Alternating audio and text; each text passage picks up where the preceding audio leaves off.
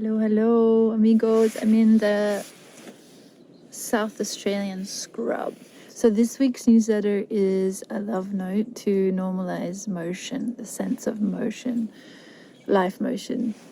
Just a warm note to say that starting over and changing course, failure, sickness, and setbacks are not a flaw in the process, or in us, they are the point. So this puzzle of life can be a little bit more open and more inviting if we see revisions and reordering and reality basically not as a failure but as a natural, essential part of becoming. I'm not the best at this, by the way. Yeah, I like order, I like stability.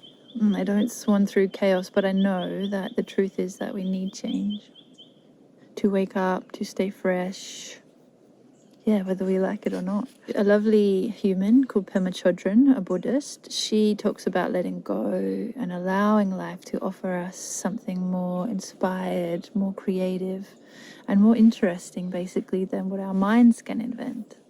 So if we can trust in reality, we can start to let go in small ways, letting things unfold naturally, making plans, but being open to seeing them change, holding our need for control and others' needs for control with kindness, basically. Pema says that reality is going to take place. In one way or another, we can count on it. Reality refers to things just as they are, free of our hopes and fears. So knowing this to be the case, we can be open to pleasure and pain, success and failure, as opposed to feeling subjected to a personal vendetta when we don't get the job, when we don't get the partner, when we get sick. This is a radical approach, she says. It goes against our conventional way of looking at things. We can be open to both the wanted and the unwanted. We know that they will change just as the weather will change, and like good and bad weather, success and failure are equally part of life. So we can relax a bit, basically, when we're failing miserably. Super. So as we collectively deal with upheaval, global, personal, ecological, I just find it very helpful to remember that change is by its very nature bumpy, and the world is shifting beneath us all.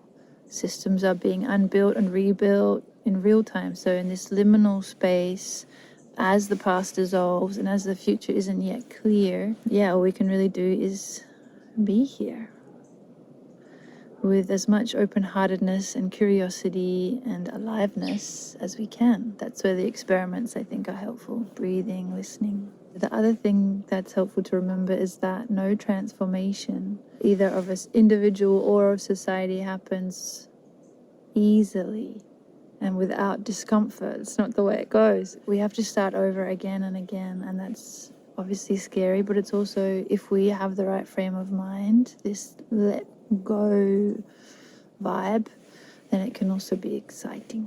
That's the gift of being alive. Woo! Holy macaroni. So this newsletter, there's 2 experiments for you, short ones. One is a sonic experiment and one is a self-meditation about motion. The sonic experiment is just 2 minutes. You can listen. And why sonic? Well, the ears are for hearing, but they also have a structure, the vestibular system, that helps us balance and orient ourselves. So that's why changes in soundscape ecology can really unnerve us and unground us, even if we're not sure why. Sounds obviously are really affecting. This is a recording of sounds from India that are really, my memory of sounds of India, and it goes into the sounds of Australia. Just have a listen and experience. Some sounds might be pleasant, some might be unpleasant, and just notice how you feel. And it might be a spark for thinking about your own soundscape ecology preferences. The second experiment I'll put in the next video, and that is, just a little stock take on motion in your life and how it's playing out. These shadows are weird and funky, but I like them. Okay, guys. See you soon somewhere, I hope. Bye.